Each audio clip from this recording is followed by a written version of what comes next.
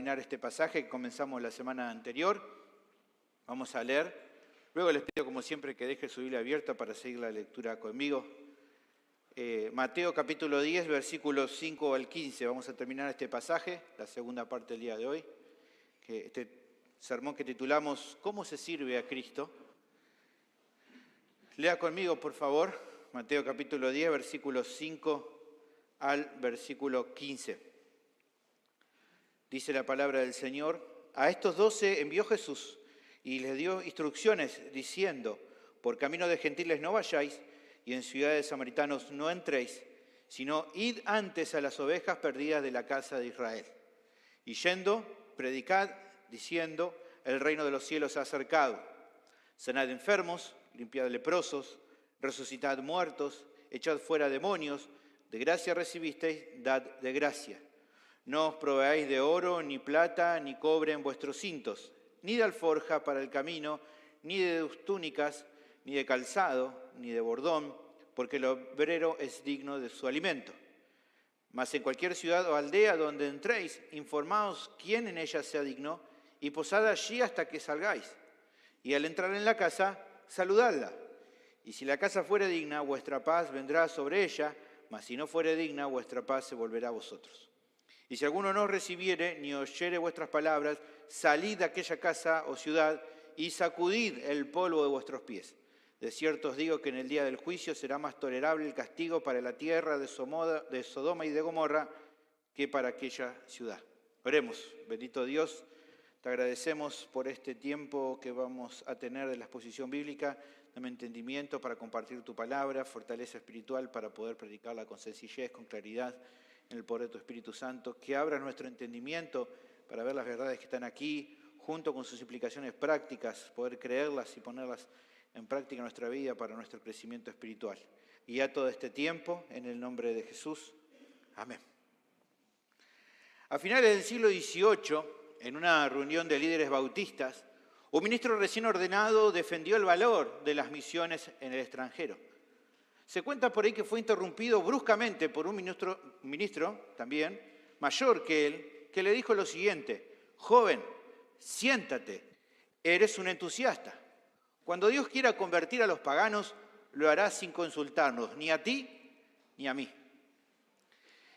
Gracias a Dios que este joven no escuchó la amonestación de este líder y siguió adelante con su anhelo de servir a Cristo en lugares donde el Evangelio no había sido oído ni predicado. Este joven, el de la historia, se trata de William Carey. Si usted no conoce su historia, le animo a leerlo en más detalle. Con los años, Carey fue reconocido como el padre de las misiones modernas. Su trabajo se extendió con fidelidad durante 40 años en regiones de la India, donde él fue, con un impacto y legado que perduró con los años. Se cuenta que en el año 1791 él organizó una sociedad misionera y en una reunión inaugural él predicó un sermón llamado «Espera grandes cosas de Dios, intenta grandes cosas para Dios». Él argumentaba también que la gran comisión de Jesús aplicaba a todos los cristianos de todos los tiempos y criticó a los creyentes en su época por ignorar la gran comisión. Al respecto, él dijo: las multitudes se sientan tranquilas y no se preocupan por la mayor parte de sus compañeros pecadores, quienes a este día se pierden en la ignorancia y en la idolatría. El trabajo en el campo misionero de Carey inspiró a muchos obreros a ir luego de él a la viña del Señor. Personas conocidas como Adoniram Hudson, David Livingstone y otros tantos misioneros luego durante el siglo XIX inspiraron en su trabajo. Pero su labor no fue fácil, hermanos. Los problemas para el sostén de su hogar y familia, junto con las enfermedades que fueron afrontando durante su estadía en la India, los problemas también para avanzar con los proyectos misioneros, para alcanzar a los perdidos, como por ejemplo la traducción de la Biblia a los idiomas nativos de la región, los cuales eran muchos.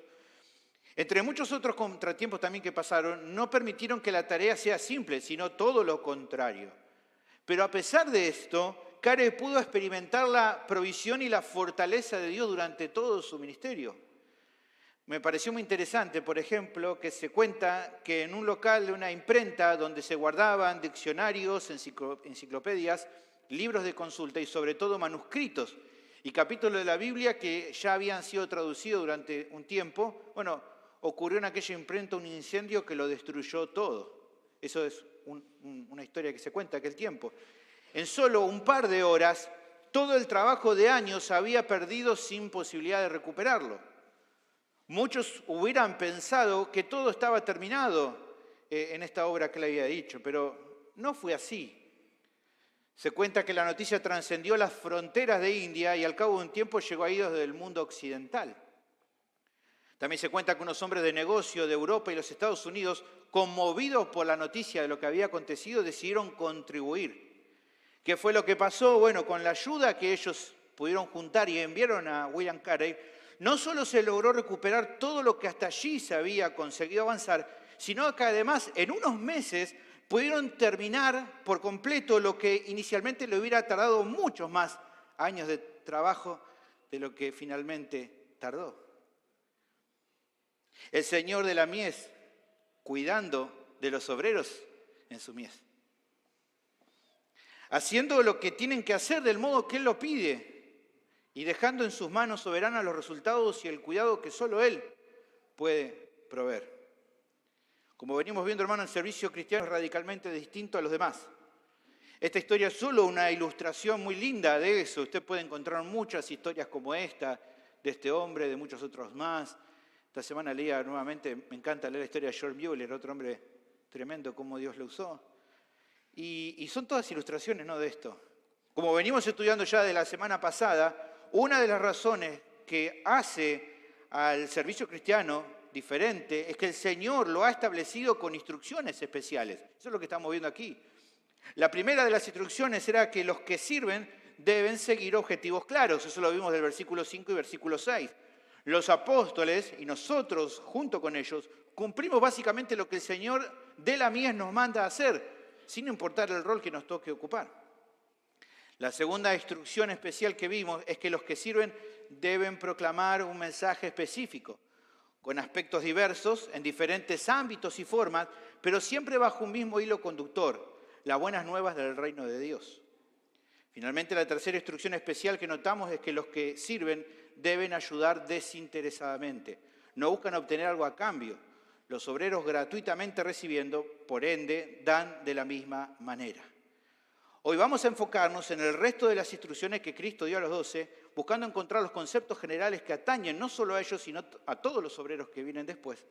Que no se trata nomás de hombres como estamos viendo William Carey, sino con cada creyente fiel que se dispone de corazón y con fe a servir al Señor.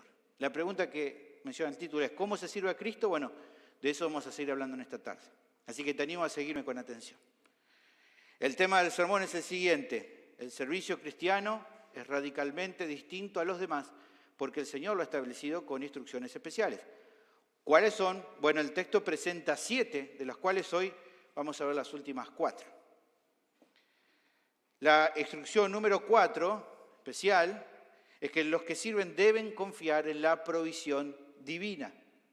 Eso lo vamos a ver en el versículos 9 y 10. El pasaje prosigue hoy con una nueva instrucción que se relaciona con la anterior.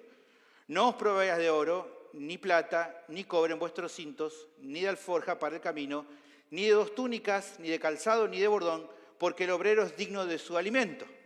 La sección pasada, Jesús animaba a los 12 a que no pidieran nada a cambio de la ayuda que brindarían a los que iban a servir.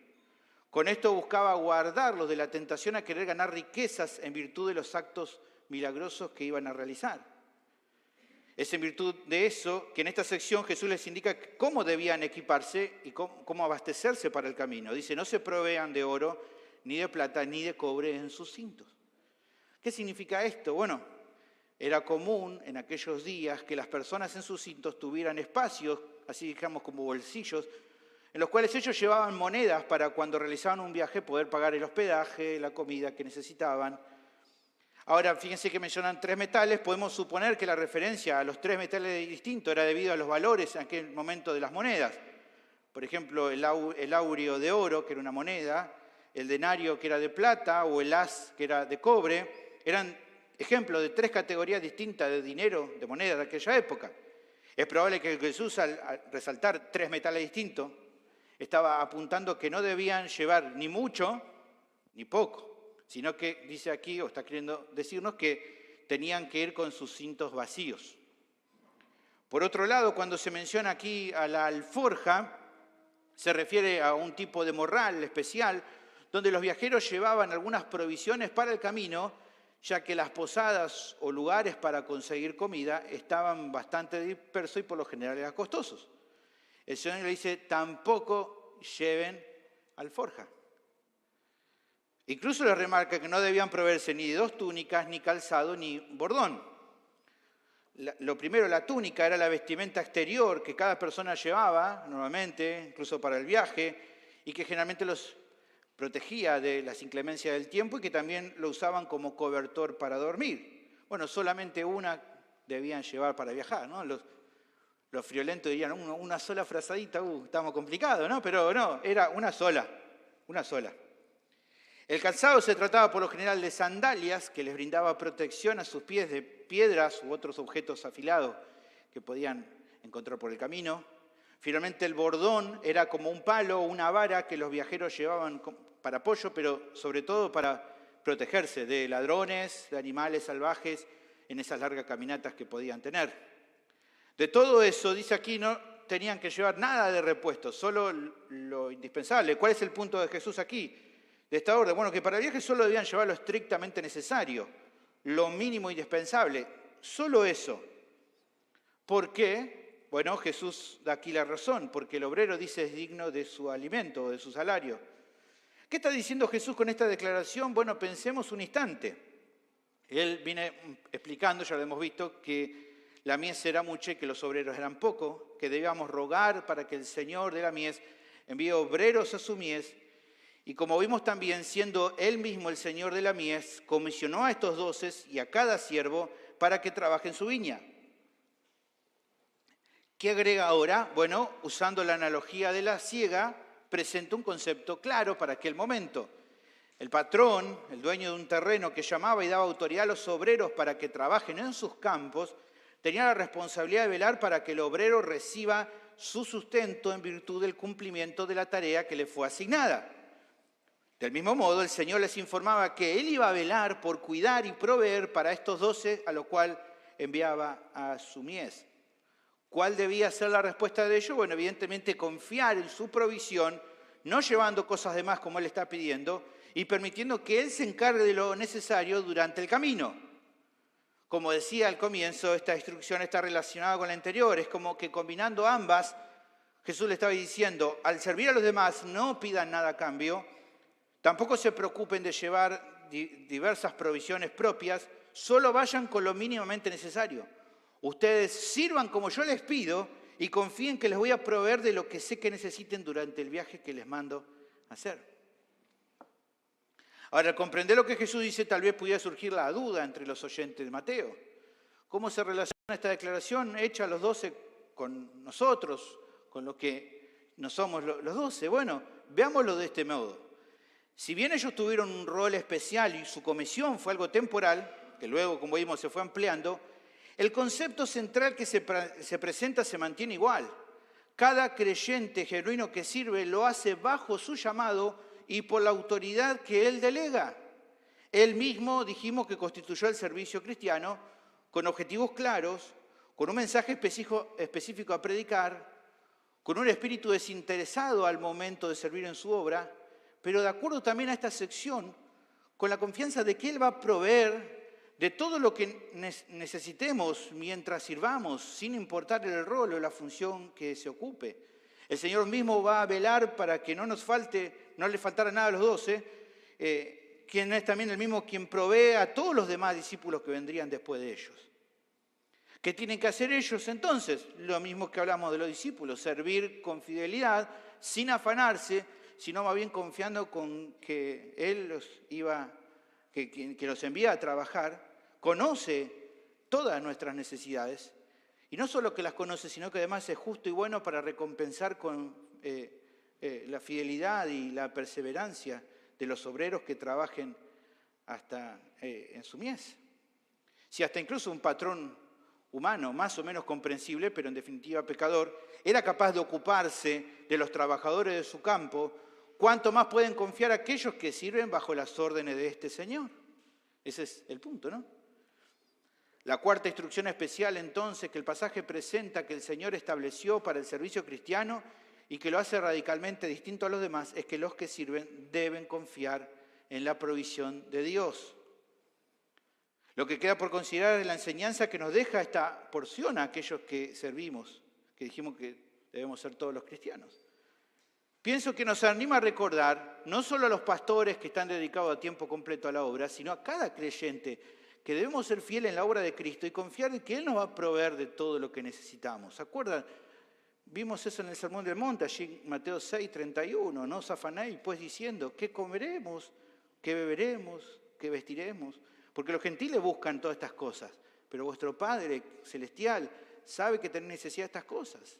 Mas buscad primeramente el reino de Dios y su justicia, y todas estas cosas os serán añadidas. Es obvio, hermanos, ya lo sabemos por la Biblia, que el llamado a servir no restringe nuestra responsabilidad de trabajar por el sustento de nuestras vidas y hogares, que el Señor nos provea. No hace que digamos, bueno, entonces no tengo que ocuparme de nada, ¿no? La Biblia es clara, segunda de Tesalonicenses, por ejemplo, capítulo 3, versículo 10, Pablo da una frase muy clara, dice, el que no trabaje, que tampoco coma. Primera Timoteo capítulo 5, versículo 8 dice, porque si alguno no provee para los suyos y mayormente para los de su casa, ha negado la fe y es peor que un incrédulo. Y aunque entonces no restringe nuestra responsabilidad, sí confirma que detrás de nuestros esfuerzos al trabajar y sustentar nuestro hogar, está el Señor plenamente involucrado porque Él ha determinado que el obrero sea digno de su alimento. Entendamos bien, hermano, no es que Él nos sustente porque haya méritos en nosotros, pero en su gracia, a aquellos que son parte de su reino y que sirven fielmente en su viña, pueden confiar en su cuidado y provisión. En esto claramente, hermanos, el servicio cristiano es radicalmente distinto a los demás. Trabajamos con la esperanza de que el Señor mismo está velando por nuestras necesidades. La siguiente instrucción especial, la número 5, es que los que sirven deben cuidar su testimonio. El pasaje prosigue con una nueva instrucción de Jesús para los 12. Mas en cualquier ciudad o aldea donde entréis, informaos quién en ella sea digno y posad allí hasta que salgáis. ¿Qué está queriendo decir el Señor con esto? En aquel tiempo, bueno, era común que los predicadores itinerantes recibieran la hospitalidad de las personas de una ciudad, una aldea. Siempre había gente hospitalaria. Ahora, ¿cuál era el punto? Que Cristo les pide a los 12 que durante el desarrollo de su tarea se informen, dice acá, o averigüen bien, también podría ser una traducción, en cada lugar donde fueran de personas que sean, dice, dignas. Aquí el término en el original para digno apunta justamente a un carácter espiritual y moral de alguien y no la capacidad de dicha persona más o menos que tenga de brindar un mejor o un mayor hospedaje a los demás. Dicho de otro modo, no era tan importante la comodidad del lugar donde se iban a quedar como sí lo era la integridad y el estilo de vida de aquellos que los iban a hospedar. ¿Por qué? Bueno, debido a que si los 12 se asociaban con gente que era impía, se quedaban en una casa así, o con personas con conductas cuestionables para la ciudad o el pueblo, eso iba a perjudicar probablemente su propia espiritualidad, pero también, y este es el punto, el testimonio de su ministerio. Iba a decir, mira dónde se quedaron estos hombres, en la casa de fulano de tal, que es un desastre, o que pasan cosas raras en esa casa, ¿cómo se quedaron ahí? Ahora, también la orden era clara en otro sentido.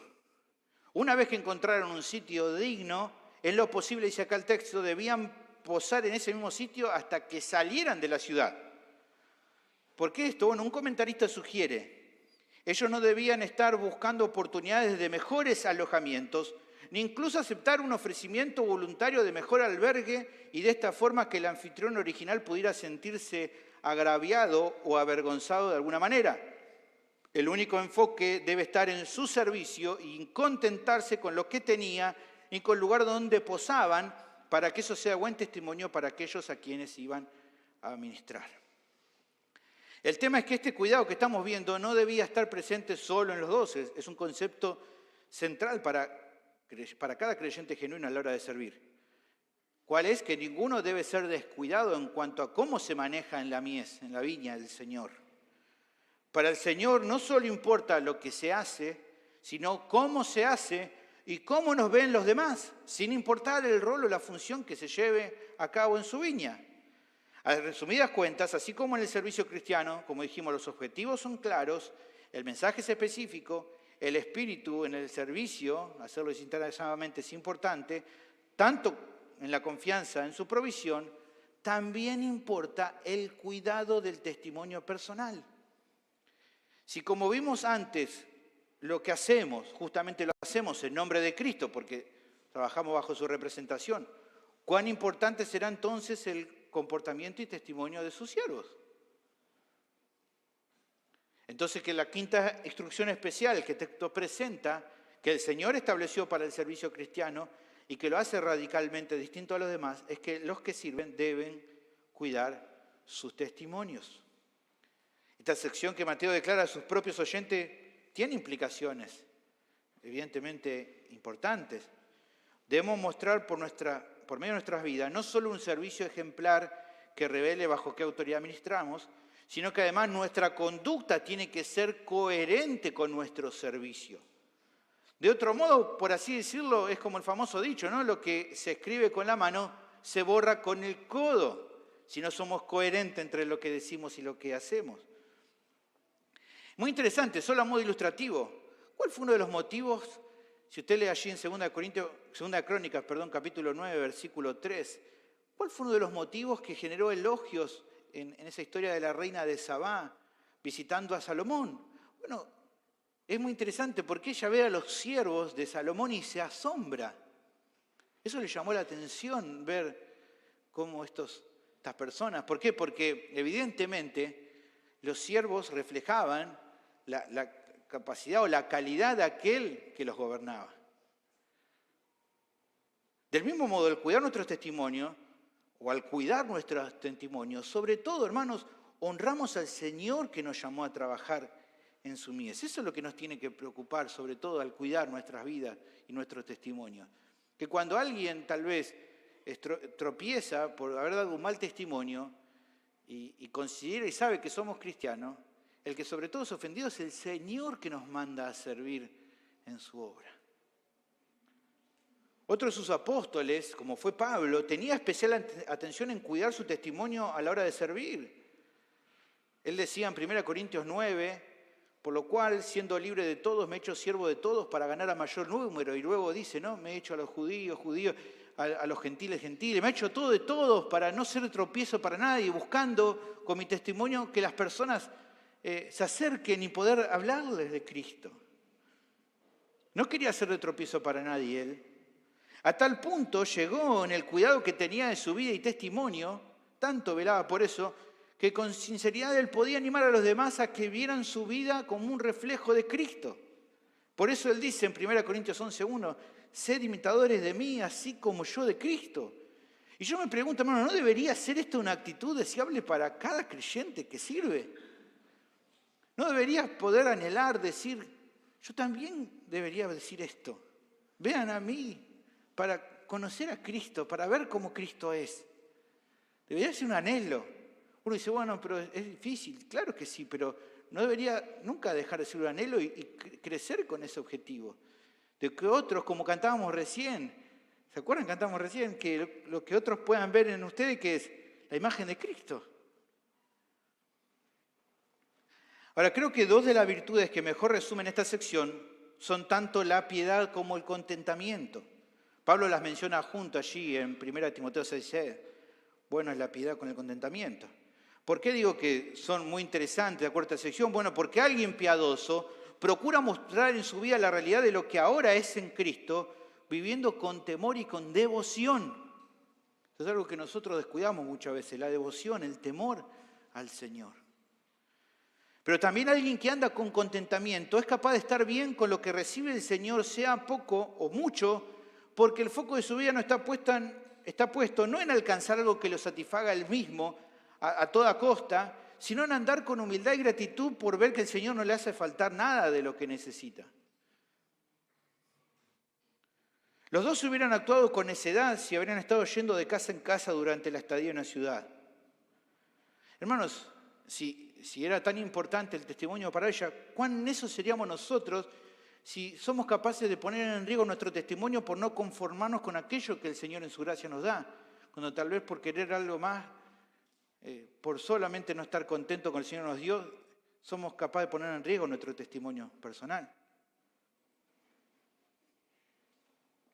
Esta instrucción especial refleja una peculiaridad del servicio cristiano real.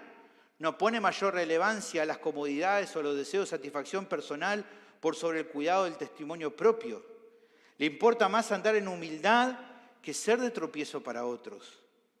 Tristemente, yo sé que usted conoce, yo también conozco casos de muchos hombres, muchas mujeres, como había también en la época de Jesús, que afirman servir al Señor, pero en la realidad está más interesado en que los atiendan a ellos como ellos creen merecer, que recordar e imitar la humildad de Cristo, quien en su ministerio terrenal en muchas ocasiones decía que no tenía dónde recostar cabeza.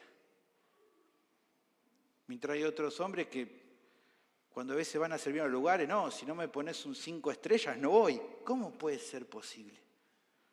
Qué distinto. Pero fuera de estos casos, esta sección nos exhorta a evaluar nuestros corazones, hermanos.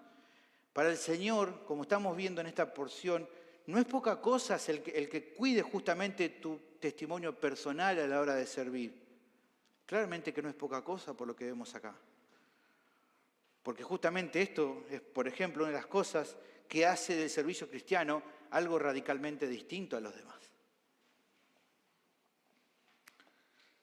La instrucción número 6 es que los que sirven deben procurar transmitir paz. A continuación Jesús declara una nueva instrucción y al entrar en la casa, saludadla. ¿Qué le estaba pidiendo el Señor con esto a los 12? Bueno, primero, notemos algo aquí importante. La casa a la que iban a entrar no es referencia a la que se iban a hospedar, como mencionó en el anterior caso, sino a cada casa que iban a ir visitando durante la tarea de la comisión que habían recibido. Ahora, dicho esto, quizás al leerlo uno así como lo lee en ese texto, uno puede decir, bueno, pero pará, no es nada especial, ¿no? Que cuando uno llegue salude. Es algo lógico, uno diga, es lo más normal, ¿no? Uno dice, bueno, es normal, pero alguno llega a una casa y no saluda a nadie, ¿no? Bueno, pero más allá de que haya gente que no saluda a nadie, hay algo más aquí, claramente que sí. Aunque es lógico y podría pasar por largo, es importante que hay algo más aquí. Debemos revisar el contexto. Cuando Jesús pide aquí que saluden en la casa de las ovejas perdidas de Israel, ¿se acuerdan que era el mandato al principio? Se refiere al saludo tan característico que se usaba entre los judíos en aquel tiempo, la central, el saludo, shalom, que por lo general se traducía sencillamente como paz, pero que en sí muchas veces conllevaba un significado más profundo. Era un deseo total de bienestar e integridad, tanto física como espiritual de la persona que recibía el saludo. Era más que simplemente un saludo, era un deseo muy profundo aquí. Ahora, con esto en mente, se comprende entonces mejor el pedido del Señor. Él quería que los 12 al llegar al hogar que visitaran transmitieran un deseo de paz para sus habitantes, lo que quedaba claro justamente con este saludo, Shalom. Independientemente de los resultados logrados al servir, la disposición inicial de los 12 debía enfocarse en, por así decirlo, ser emisarios, embajadores de paz en nombre de Cristo, como sus representantes.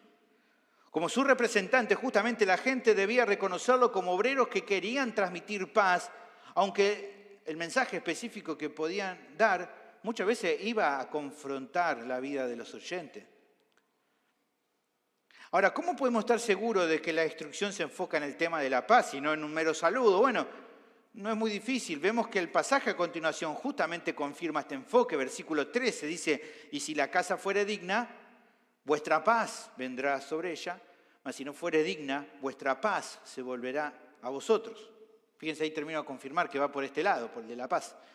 Al ministrar en un hogar donde las personas recibieran afectuosamente el servicio de los 12, una casa según Jesús que es digna, la paz que ellos transmitieron de entrada quedaría en la vivienda, o sea, en los que vivían allí, no en la casa en sí, sino aquí es como una manera de hablar sobre los ocupantes de esa casa que recibían el servicio de los 12.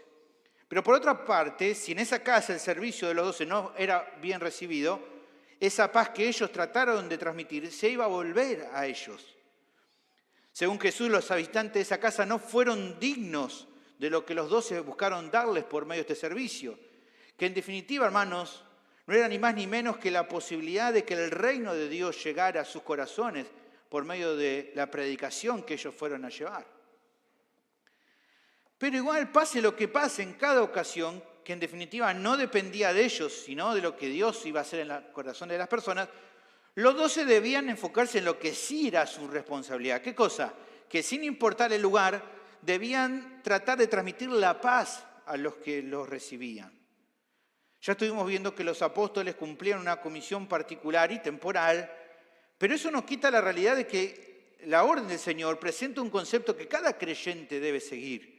Sea lo que sea que te toque hacer para Cristo, debes procurar ser alguien caracterizado por la paz.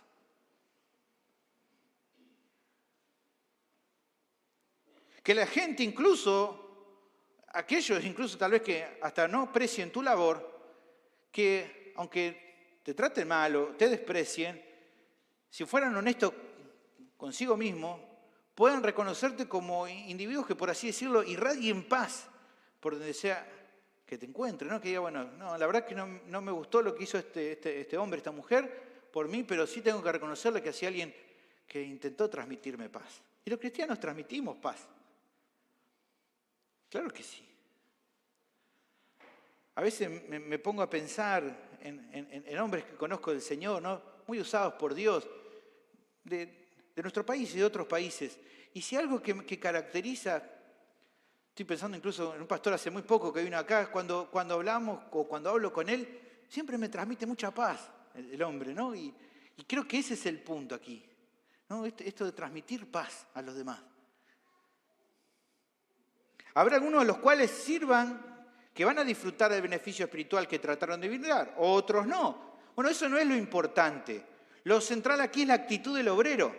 Ese es el foco de la enseñanza de esta sección. La sexta instrucción especial que el pasaje presenta que el Señor ha establecido para el servicio cristiano, haciéndolo radicalmente distinto a los demás, es que los que sirven deben procurar transmitir paz. Y pienso que esta enseñanza aquí de Mateo, que trae para su audiencia, el testimonio que da de lo que Jesús habló en su momento, era muy importante también para su propia audiencia, así como también para nosotros hoy. Pensemos en esto, hermanos. En su tarea, ya seguramente más expandida a todas las personas, en estos oyentes, y no solo a los judíos como era con los 12, se encontraría en muchas ocasiones con la tentación de querer transmitir paz o mostrar esta paz solo con aquellos con quienes se sentían más identificados. Con el resto tal vez podrían servirlo, pero sin el mismo entusiasmo, sin el mismo enfoque, así como de dar paz. Incluso tal vez se encontrarían luchando con prejuicios personales respecto a las personas que iban a servir. Si no sé si se merece que lo trate bien o con paz, pero debían hacerlo. Y es lo mismo para nuestro caso, hermanos. Es más sencillo, obviamente, querer transmitir paz o obrar con paz con quienes nos cae mejor o con quienes nos sentimos más identificados, tal vez con amigos creyentes, con personas con las cuales tenemos más cosas en común, o con cierta clase de gente que la vemos más predispuesta a atendernos bien. La pregunta es, pero cuando se presenta la ocasión de servir a alguien que no está dentro de este marco particular, ¿cómo es nuestra actitud? ¿Somos transmisores de paz también con esas personas?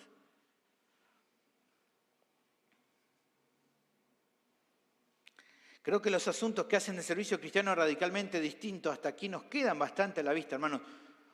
Repetimos, objetivos claros, un mensaje específico, un espíritu desinteresado al servir a otros, confianza en la provisión divina, un cuidado sabio del testimonio y también un anhelo sincero de transmitir paz a través de nuestro servicio. En otros pasajes de las Escrituras anima a los creyentes, por ejemplo en Romanos 12:18, que en cuanto dependa de nosotros debemos estar en paz con los demás. Pero en este caso el punto crucial es respecto a servir a otros en paz sin distinción. Es claro que cuando obedecemos esta instrucción, hermanos, nuestro servicio cristiano se verá tal como tiene que ser, radicalmente distinto a los demás. Porque el mundo no puede brindar este tipo de servicio, no puede transmitir paz, porque solamente nosotros lo podemos hacerlo, pues el Señor nos da esa paz para poder darle a otros. Finalmente, la séptima instrucción especial es que los que sirven deben despreocuparse de quienes los rechazan. Finalmente, Cristo brinda una instrucción adicional que se relaciona con la anterior. Y si alguno no os recibiere ni oyere vuestras palabras, salid de aquella casa o ciudad y sacudid el polvo de vuestros pies. Recién advertíamos que el mandato de los 12 era transmitir paz a cada casa que visitaran, llevando el mensaje de salvación. Algunos recibirán la paz, como vimos, otros no. Ahora, ¿qué pasaba con los casos negativos, con aquellos que no recibían? Bueno, Jesús dijo que la paz iba a volver a los 12, ¿no? Eso lo leímos recién. Pero aquí está agregando algo más en esta sección. Él dice que, Jesús dice, si alguien no los recibía ni oía sus palabras, lo que tenían que hacer entonces era salir de ese lugar, ya sea la casa o una ciudad, y dice sacudir el polvo de sus pies. Uno dice, ¿qué es esto de sacudir el polvo de sus pies? Bueno, nuevamente debemos entender el contexto histórico y cultural para comprender lo que Cristo lo está mandando aquí a hacer. En aquel tiempo, cuando los judíos durante un viaje les tocaba atravesar por territorios gentiles, por ende territorios paganos que no adoraban a Dios, al regresar de ese viaje ellos a su nación o a territorio judío, por así decirlo, se sacudían el polvo de sus pies y sandalias tanto como pudieran. ¿Con qué objeto? Bueno, era como una señal de querer preservar a su nación de la idolatría pagana y de la adoración falsa a otros dioses. Era como decir, por así decirlo, no queremos saber nada con todo esto porque ellos rechazan de manera abierta al Señor. Su religión y adoración falsa al entrar ahora en territorio judío quedó atrás, ¿no? Y por eso es como que se sacudían el polvo de sus sandalias. Obvio, hermanos, que era ni más ni menos que una costumbre simbólica. O sea, no era algo que aconteciera realmente. No es que porque se quitaran el polvo de sus pies eso iba a quitar o iba a pasar. Es básicamente una costumbre simbólica, como decíamos. Y aunque era una costumbre simbólica, también era una demostración pública de su lealtad a Dios y de todo aquello relacionado con Él. Es decir, no era algo malo o que fuera discriminador o malo, porque lo hacían personas que querían honrar a Dios y que no querían de ninguna manera como copiar las cuestiones de la gente del mundo que no honraba a Dios. Pero Jesús es como que toma esta costumbre religiosa y es muy interesante porque Él la enfoca de otra manera. Que yo me imagino que si bien todas las instrucciones a los 12 le habrán llamado la atención, esta yo diría que le voló las cabezas. Como que no entendieron nada, los dejó ahí medio tambaleando, ¿no? Como raro. Porque Él les dice que realicen este acto, pero ya no volviendo de regiones paganas, sino cuando salieran de casas o de ciudades que pertenecían a los judíos. Que hagan la misma costumbre, pero ya no volviendo de territorio extranjero, sino del territorio o del lugar donde no recibieran sus palabras, donde no recibieran su servicio. ¿Cómo vamos a hacer eso? ¿O por qué Jesús habrán pensado? Bueno, bajo un concepto similar por el cual ellos estaban utilizando esta costumbre. Los 12, por así decirlo, tenían que dejar atrás a estos lugares. Porque en definitiva estas personas, como vamos a ver más adelante, pero que no va quedando claro, no lo estaban rechazando a ellos, sino al Señor mismo que los había mandado. Ellos eran sus representantes. Quien los recibía al Señor de la mies. Quienes lo rechazaban al Señor. Él lo dice más adelante, capítulo 10, versículo 40. Ya lo vamos a estudiar, pero fíjese que dice, el que a vosotros recibe, a mí me recibe. Y el que me recibe a mí, recibe al que me envió, que es Dios. Pensemos un momento, hermanos. Los apóstoles iban a llegar a ese lugar donde iban a servir con señales indubitables, con un mensaje bíblico, con una actitud humilde, sin buscar nada a cambio y de una forma pacífica. Una manera preciosa de servir, como lo hacía Cristo. ¿Qué era lo esperable? Que las ciudades no los rechazaran, que recibieran con gozo las buenas nuevas del reino de Dios que ellos habían aprendido y que ahora podían explicarles a partir de lo que habían aprendido del Señor correctamente. Ahora, si lo rechazaban, ese rechazo era inentendible y solo producto de su ceguera y rebeldía a Dios. Su falta de arrepentimiento y de volverse a Dios a partir del servicio de los apóstoles lo dejaba sin excusas. ¿Qué excusa iban a poner si todo lo hacían como de manera adecuada? Pero no solo lo dejaba sin excusas, sino que además, como vemos a continuación en el texto finalmente, los exponía al juicio de Dios. Dice Jesús finalmente: de cierto os digo que en el día del juicio será más tolerable el castigo para la tierra de Sodoma y de Gomorra que para aquella ciudad. Es terrible cuando pensamos esto. Y vamos a ver viendo en muchas ocasiones Jesús hablando de una manera... Nosotros cuando pensamos y escuchamos a mucha gente hablando de Jesús es como que nos parece ese Jesús tierno, amable, como buenito, ¿no? Como que nunca dice nada fuera del lugar, pero aquí está siendo muy duro Jesús. Lea vuelta conmigo, dice: de cierto os digo que en el día del juicio será más tolerable el castigo para la tierra de Sodoma y de Gomorra que para aquella ciudad. ¿Por qué iba a ser así? Bueno, porque ni en Sodoma ni en Gomorra se habían ofrecido las señales y la evidencia que en esas ciudades sí habían recibido. Por eso, aunque los habitantes de Sodoma y Gomorra eran horrendamente pecadores, en el juicio al fin de los tiempos, el castigo a estos judíos que rechazaron el ministerio de los apóstoles iba a ser más duro que el de los primeros. Y pensemos por un momento, hermano, ¿se acuerdan lo que le aconteció a la tierra de Sodoma y Gomorra? Es una historia bastante conocida. Usted sabe, fuego y azufre cayeron destruyendo a todos los moradores, toda su ciudad, todo el territorio fue destruido completamente. Allí usted puede leerlo después en Génesis 19. Literalmente no quedó nada. De hecho, leí estos días, los historiadores, los arqueólogos no encuentran absolutamente ningún resto del territorio de Sodoma y Gomorra, aunque más o menos es específico, pero buscan y no encuentran. ¿Por qué no encuentran? Porque no quedó nada. Obvio que no van a encontrar. Porque Dios los destruyó por completo. No quedó nada. Y aunque la Biblia solo nos brinda pequeños detalles de lo que habrá sido para los habitantes de Sodoma y Gomorra, pensemos un momento de lo que es la situación. El sufrimiento en ese momento habrá sido duro por el castigo que los habitantes de Sodoma y Gomorra sufrieron. Es evidente, hermanos, por el relato del Génesis, que el furor divino en ese momento, la ira de Dios fue implacable, tremendo.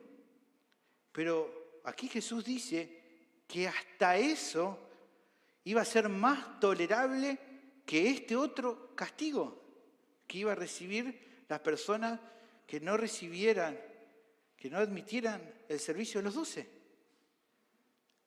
Eso iba a ser más tolerable.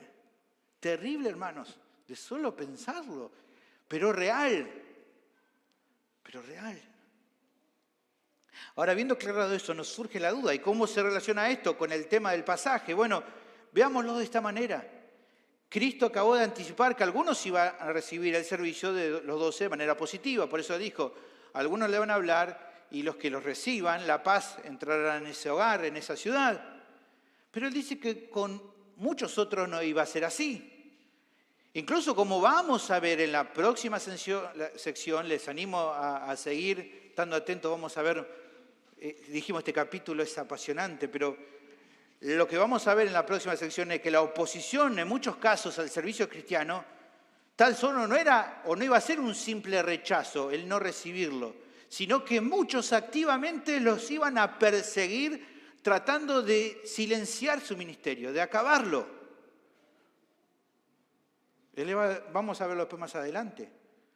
Ahora, con todo esto que les está adelantando, ¿qué podría producir en los corazones de los 12? El saber y el notar cómo muchos lo iban a rechazar, como vamos a ver la semana que viene, como muchos los van a perseguir.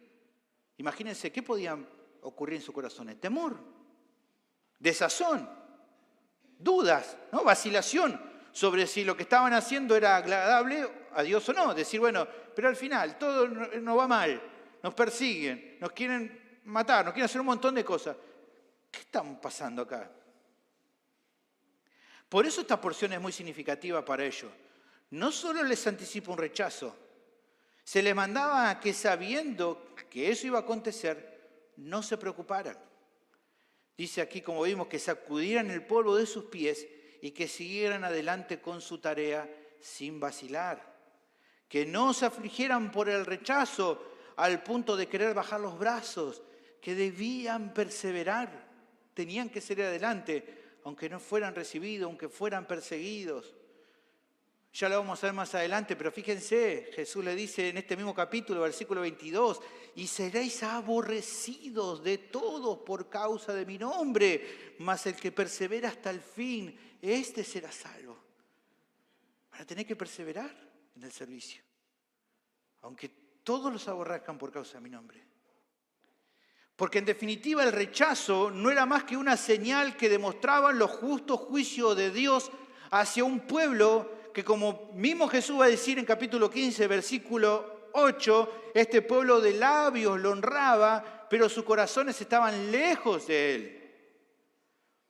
En ese sentido, la vida de los judíos no distaba mucho de la de los paganos, pero incluso viendo este pasaje los ponía en peor posición. Teniendo todo a favor para disfrutar de las bendiciones del reino de los cielos, su religiosidad hipócrita y ritualista solo les estaba apartando del Mesías por el que tanto ellos habían esperado y los estaba arrastrando a la condenación eterna, incluso con el mismo Mesías ahí presente. Esa hipocresía religiosa, meramente ritualista, lo estaba alejando del Señor, de aquel que el texto bíblico de aquel momento había anticipado, y ahí estaba, y ellos lo estaban rechazando y rechazando a sus emisarios. En virtud de todo esto podemos comprender que la séptima instrucción especial que el texto presenta que Jesús estableció para el servicio cristiano y que lo hace radicalmente distinto a los demás, es que los que sirven deben despreocuparse de quienes lo rechazan. No en el sentido de no seguir afligidos por sus almas, el de orar por ellos. No en ese sentido. Sino en cuanto a que el desprecio y la rebeldía que muestren en la verdad no lleve a aquellos que sirven fielmente a querer bajar los brazos. A que esa preocupación no quiera hacer que ya no quieran servir más. Ahora, si bien ya no tenemos esta costumbre, como lo tenían los 12, o en aquel tiempo, Pablo incluso lo hace también allí en el libro de los Hechos cuando lo desprecian en la sinagoga, él sacó el polvo de sus pies. En cierto sentido el concepto es algo similar. Es dejar atrás, en cierto sentido, a quienes no quieren saber nada con Cristo y seguir adelante sirviendo a otros con la misma fidelidad y esmero. Ese es el concepto. Seguir adelante. Dejar atrás lo que ya pasó, lo que no se dio porque el Señor no obró. Ahora, es probable que alguno al considerar estos conceptos se pregunte, ¿pero no es Dios el que en su soberanía salva a los pecadores? ¿Por qué entonces acá se carga en sus espaldas, en las personas, el resultado final si no se arrepienten? Bueno, aclaremos esto. La soberanía de Dios, de la cual creemos todos y abrazamos, no elimina la responsabilidad humana. Ambas cosas conviven juntamente, aunque no podamos comprender plenamente cómo armonizan. Sabemos y creemos en ellas porque la misma Biblia las presenta en unidad y sin contradicción. Ahora, con eso en mente, pienso que el foco de nuestro pasaje está más puesto en la segunda doctrina que en la primera, más en la responsabilidad que en la soberanía de Dios. Estas personas serán castigadas porque voluntariamente en su pecado decidieron no aceptar el mensaje de salvación. Son condenadas solo por su culpa. Incluso el rechazo a la bondad y verdad de Dios las expone a un castigo mayor que el de aquellos que no recibieron tanta luz. Y esto le cabe no solo a los judíos, les cabe a todas las personas que han escuchado el mensaje de salvación, que quizás durante un tiempo abrazaron eso y luego se alejaron de Dios. Fíjense lo que dice el libro de Hebreos, capítulo 10, versículo 26. El autor de Hebreos aquí está tratando con hermanos que están luchando para seguir adelante, sabiendo que hay hermanos, algunos que consideran hermanos que no eran, pero se fueron, y algunos que están en esa lucha, que están entre que quieren irse o seguir, o tal vez volverse al judaísmo. Fíjense lo que el autor de Hebreos le transmite aquí. Dice, porque si pecáramos voluntariamente después de haber recibido el conocimiento de la verdad, ya no queda más sacrificio por los pecados, sino una horrenda expectación de juicio y de hervor de fuego que ha de devorar a los adversarios. El que viola la ley de Moisés por el testimonio de 2 o 3 testigos muere irremisiblemente. ¿Cuánto mayor castigo pensáis que merecerá el que pisoteara el Hijo de Dios y tuviere por inmunda la sangre del pacto en la cual fue santificado e hiciera frente al Espíritu de gracia? Pues conocemos al que dijo, mía es la venganza, yo daré el pago, dice el Señor. Y otra vez, el Señor juzgará a su pueblo. Y finalmente, versículo 31, horrenda cosa es caer en manos del Dios vivo. Evidentemente, el volverse atrás demostró que no eran cristianos genuinos, pero aquí está mostrando el Señor que para esas personas les va a caber un castigo peor. Peor.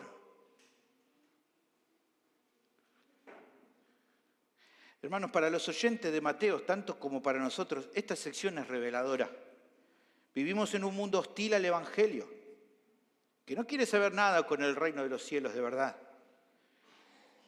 Un mundo que acepta religiones, ideologías, filosofías, en la búsqueda de arreglar su cuenta con Dios, de sentirse mejor espiritualmente, más pleno, encontrar o intentar sanar el problema que está dentro de sus vidas. A muchos les parece lindo lo espiritual, lo religioso. Muchos, diríamos nosotros, hasta se copan, ¿no?, con el Evangelio o con las cosas que a veces reciben en una iglesia, y está todo muy lindo.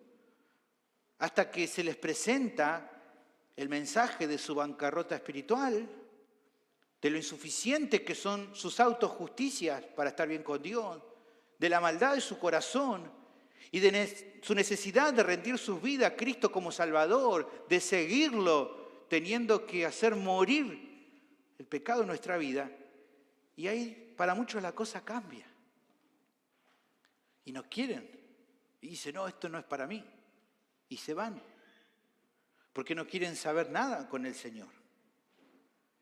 Pero con lo que Jesús está planteando en esta sección final y que Mateo lo trae a colación, se refuerza, hermano, de una manera clarísima todo lo que ha estado enseñando.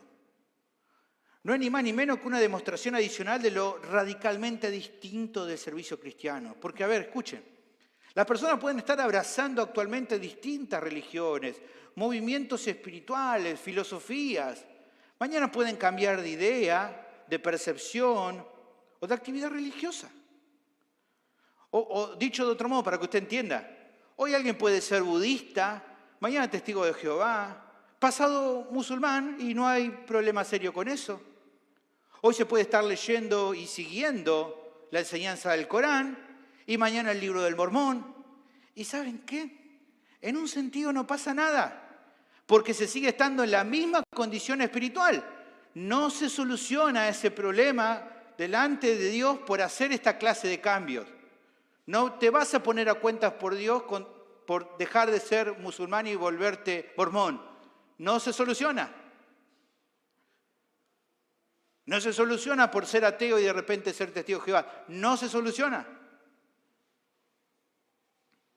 Se sigue estando en la misma condición. Así que no hay en ese sentido problema. Pero, como escuchamos recién, quienes rechacen las benditas palabras de aquellos que les llevan el mensaje de salvación, lo rechacen de manera abierta o que simplemente lo acepten de manera superficial, pero sin un cambio genuino en su vida, llevará un tiempo donde sufrirán el peor castigo posible. Porque sí cambia. No es lo mismo que rechaces el mensaje de Buda o el mensaje de José Smith que rechaces el mensaje de Cristo. No es lo mismo. No es lo mismo.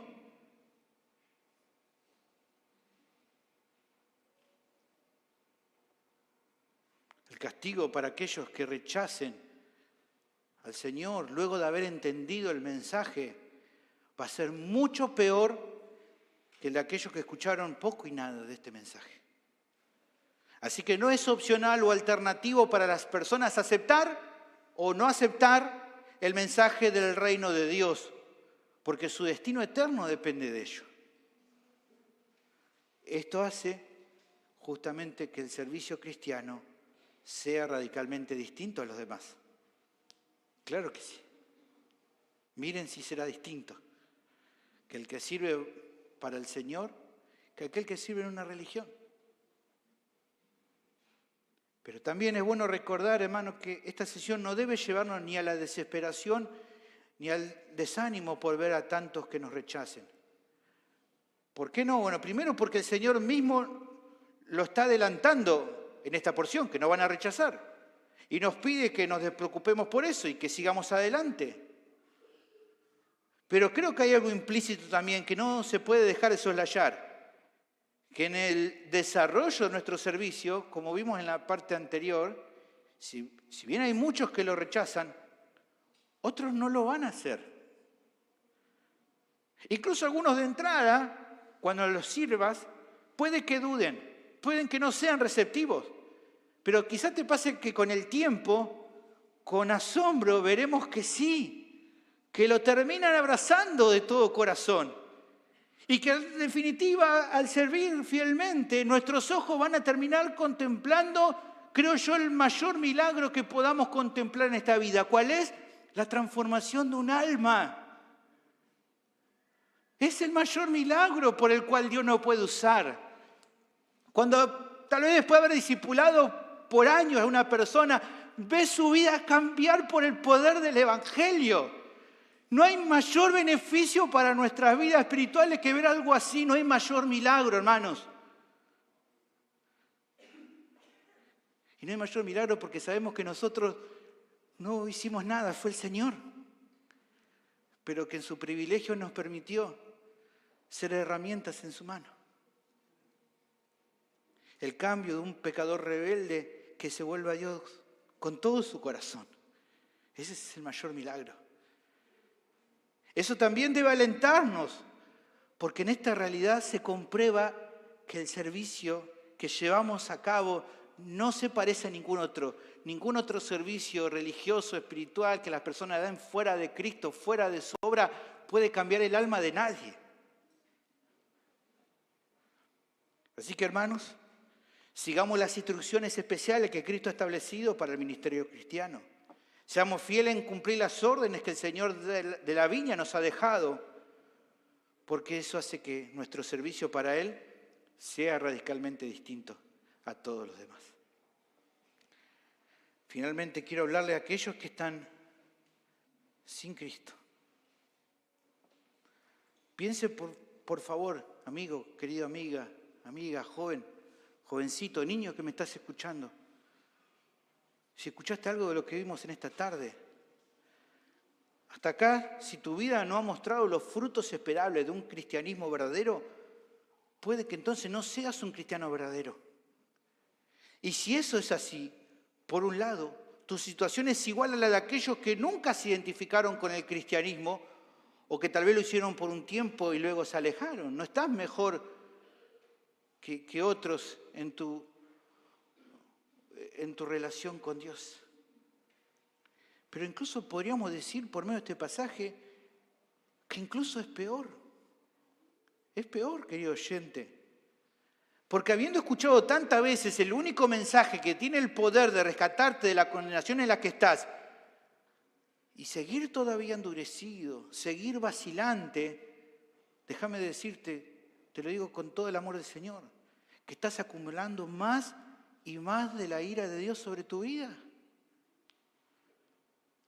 No sigas rechazando el Evangelio. No sigas rechazando el mensaje de salvación. Es rechazar a Dios mismo. Nada bueno va a salir de esa decisión. Todo lo contrario. Eso es así. Pero también hay esperanza, querido oyente. Hay malas noticias, sí, la que te dije recién, pero hay buenas noticias. Una muy buena noticia que quiero darte antes de terminar. El Señor es paciente todavía con tu alma. Si hoy estás acá es porque Él ha sido paciente con tu vida. Y a pesar de que tantas veces oíste este mensaje y no te arrepentiste de tus pecados y no creíste en Jesús para salvación, en esta tarde Él te sigue llamando con amor. Él vino al mundo, se hizo hombre, vivió una vida perfecta, murió en la cruz por los pecadores, cargando todo el castigo que nuestros pecados merecían. Resucitó al tercer día con poder, ascendió a los cielos, está sentado a la diestra del Padre y muy pronto regresará para juzgar a vivos y muertos y pagar a cada uno según sus obras. Por eso te animo, amigo, amiga, oyente, no sigas rechazando este mensaje. No esperes a otro día, porque otro día ya puede ser tarde para tu vida. Vení hoy mismo a Cristo. No esperes más. En esta tarde tu vida puede cambiar para siempre. Oremos. Bendito Señor, te agradezco por tu amor, por tu misericordia, por tu bondad, por todo lo que has hecho en nuestra vida en esta tarde, por tu palabra que habla en nuestras vidas. Señor, te ruego que podamos atender a estas cuestiones, servirte del modo que a vos te honra, Señor. Vivir de una manera que te glorifique, Señor, cumpliendo con estas instrucciones especiales que vos mismo estableciste y que hacen del servicio cristiano algo radicalmente distinto a los demás, Señor. Que podamos confiar en tu provisión, poder transmitir paz a los demás, Señor. No preocupándonos cuando nos rechazan y sirviendo con fidelidad, Señor, buscando agradarte en todas las cosas, Señor. Hacernos meditar en estas cosas. Y si hay alguien que está en esta tarde que todavía no te conoce, que hasta aquí ha rechazado una y otra vez el mensaje, o que intelectualmente, Señor, lo ha entendido, lo ha creído, pero eso no ha generado en su vida un cambio real porque todavía no se ha rendido de verdad, que en esta misma tarde pueda recibir el perdón de sus pecados y la vida eterna, que en esta misma tarde pueda humillar su corazón, reconocerte como Señor y Salvador personal y venir a la vida eterna que solamente vos podés otorgar a los pecadores. Te doy gracias por este tiempo, en el nombre de Jesús.